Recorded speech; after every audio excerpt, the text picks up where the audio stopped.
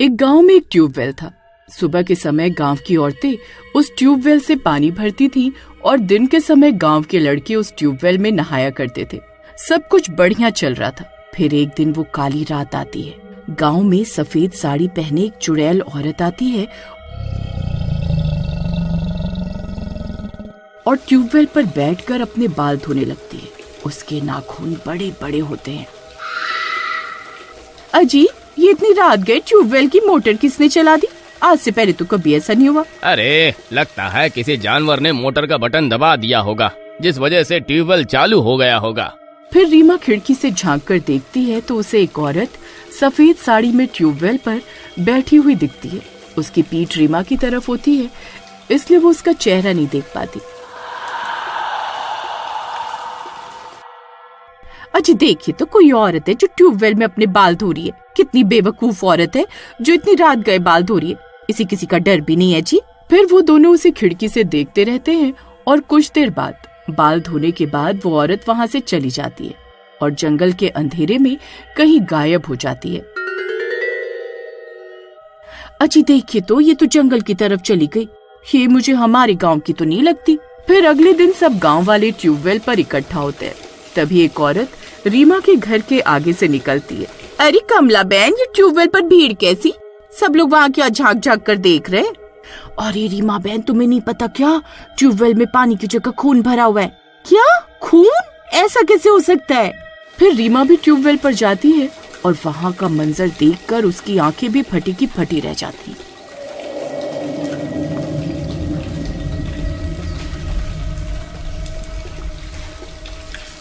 Tubewell में पानी की जगह खून भरा होता है। सब गांव वाले इसी बारे में बातें कर रहे होते हैं।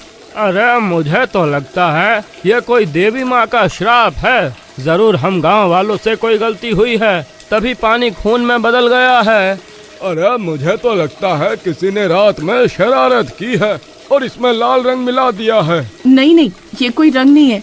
कल रात मैंने अपनी आंखों से देखा था। एक औरत रात को 12 बजे इसी ट्यूबवेल पर आई थी। सफेद साड़ी पहनी थी उसने। उसके बाल बहुत लंबे लंबे थे और वो इस ट्यूबवेल में अपने बालों को धो रही थी। अरे रीमा बहन, क्या तुम उस औरत को पहचानती हो? कौन थी वो? मैं उसका चेहरा नहीं देख पाई। उसकी पीठ थी मेरी तरफ। फिर वो अंधेरे में जंगल की तरफ गई और गायब हो गई। वो कोई साधारण औरत नहीं थी। उसके नाखून बहुत लंबे थे। अरे मर गए। अरे, ये तो मुझे कोई चुड़ैल लगती है। कोई आम औरत भला रात गए ट्यूबवेल पर बाल धोने क्यों जाएगी? हो सकता है आज रात वो फिर से ट्यूबवेल पर आए। हम सबको चौकन्ना रहना होगा। रीमा बहन, तुम्हारे घर की खिड़की से ट्यूबवेल साफ साफ दिखाई देती है। तुम आज रात ट्यूबवेल पर नजर रखना। अगर कुछ भी अजीब लगे तो जोर जोर से आवाज लगाना। हम सब गांव वाले तुरंत यहाँ पहुँच जाएंगे। ठीक है, मैं आज रात इस ट्यूबवेल पर नजर रखूंगी। फिर सब गांव वाले अपने अपने घर चले जाते हैं। रीमा भी अपने घर चली जाती है। तभी हीरा भी खेत से घर लौटता है। रीमा उसे सारी बात बताती है। अरे, बहुत अजीब बात है। मुझे तो बहुत डर लग रहा है रीमा। अरे, ये कोई आम औरत नहीं हो सकती। भला आधी रात को ट्यूबवेल पर बाल कौन धोता है? ट्यूबवेल से सबसे नजदीक हमारा ही घर है। अगर गांव वालों की बात सच हुई और वो चुड़ैल निकली तो सबसे ज्यादा खतरा हमें ही है। अजी, डरने की कोई बात नहीं है जी। गांव वालों ने कहा है कोई भी गड़बड़ हो तो जोर जोर से आवाज लगाना, वो सब इकट्ठा हो जाएंगे। आप डरिए नहीं। फिर थोड़ी देर में रात हो जाती है। जंगल से अजीब अजीब सी डरावनी आवाजें आने लगती हैं। गली के सारे कुत्ते रोने लगते हैं। हे भगवान, अरे ये क्या हो रहा है?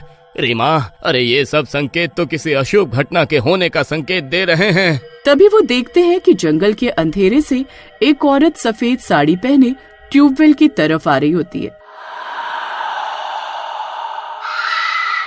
उसने घूंघट किया हुआ होता है, इसलिए वो उसका चेहरा नहीं देख पाते, लेकिन उसके नाखून लंबे होते हैं। तभी हीरा की नजर उसके पैरों की तरफ जाती है और उसकी आंखें फटी की फटी रह जाती है।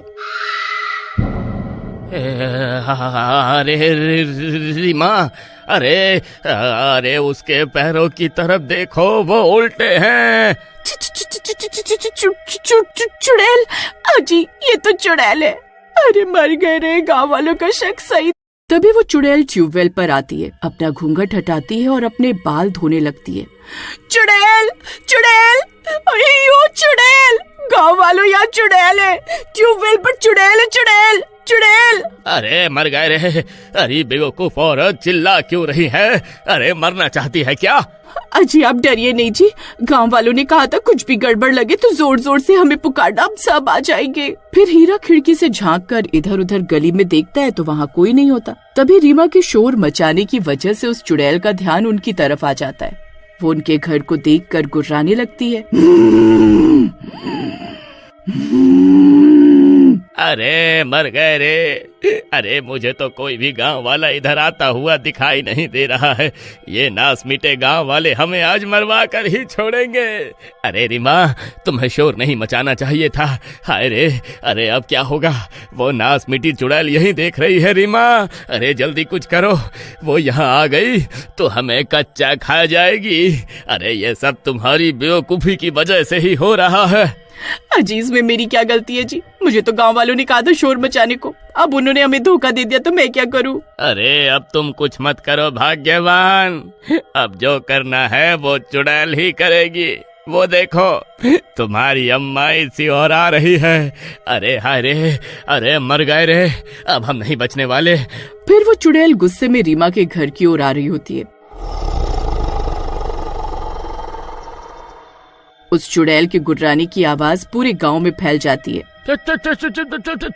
चुड़ैल, अरे अरे हमारा शक सही निकला, यह चुड़ैल ही थी जो रातों को ट्यूबवेल पर आ रही थी। अजय हमें रीमा भाभी की मदद करनी चाहिए, नहीं तो वो चुड़ैल उन्हें मार डालेगी। अरे पागल, दिखाई नहीं दे रहा क्या? पूरी गली सुनसान पड़ी है, कोई भी घर से बाहर नहीं निकल रहा, सब घर में छुपे हुए हैं। अगर हम दोनों उनकी मदद के लिए गए तो हम भी उनके साथ मारे जाएंगे। मैं तो ना जाने वाला बाबा। हाँ। फिर चुड़ैल रीमा के घर के बाहर पहुंचकर घर के अंदर का रास्ता ढूंढने लगती है। डर के मारे वो दोनों घर की छत की ओर भागने लगते हैं। अरे भागो रे। अरे ये गांव वाले तो धोखेबाज निकले रे। अरे हाय रीमा, जल्दी भागो, यह चुड़ैल हमें नहीं छोड़ने वाली।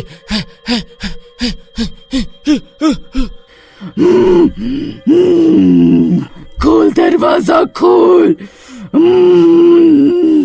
तभी रीमा छत पर चढ़कर जोर जोर से गांव वालों को पुकारने लगती है।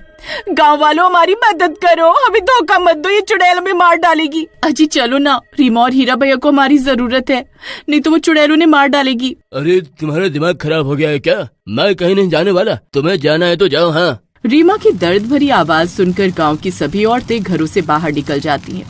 सबके हाथों में मशालें होती हैं। रीमा बहन, तुम घबराओ नहीं, गांव के मर्द तो डरपोक निकले, लेकिन हम औरतें तुम्हारा साथ जरूर देंगी। फिर सारी औरतें अकेले उस चुड़ैल का सामना करने निकल पड़ती हैं। ये देखकर गांव के आदमियों की भी हिम्मत बढ़ती है और वो भी उनके पीछे पीछे चल देते हैं। गांव की औरतें मशाल लेकर रीमा के घर के बाहर पहुंचती है। चुड़ैल उनके सामने खड़ी होकर गुर्राने लगती है। अब तुम सब मरोगे, मैं किसी को जिंदा नहीं छोड़ूंगी, किसी को भी नहीं। औरतें डरते डरते मशाल ऊंची उठाती हैं।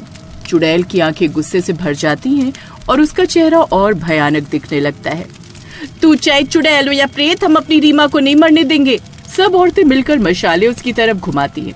अचानक चुड़ैल जोर से चीखती है और ट्यूबवेल की तरफ दौड़ जाती है। अरे भागो, वो ट्यूबवेल में कूदने वाली है। फिर सब गांव वाले भी उसके पीछे पीछे दौड़ने लगते हैं। चुड़ैल ट्यूबवेल के पास जाकर बाल खोलती है और जोर जोर से हंसती है।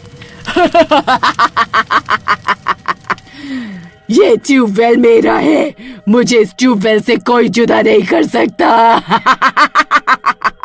इतना बोलकर वो ट्यूबवेल में छलांग लगा देती है। सबको लगता है कि वो डूब गई, लेकिन तभी ट्यूबवेल से तेज लाल रोशनी, पूरा गांव दहशत में आ जाता है। रीमा घबराकर भगवान का नाम लेती है और ट्यूबवेल पर गंगा जल छिड़क देती है। अचानक खून की जगह साफ साफ पानी निकलने लगता है और चुड़ैल की चीख सुनाई देती है।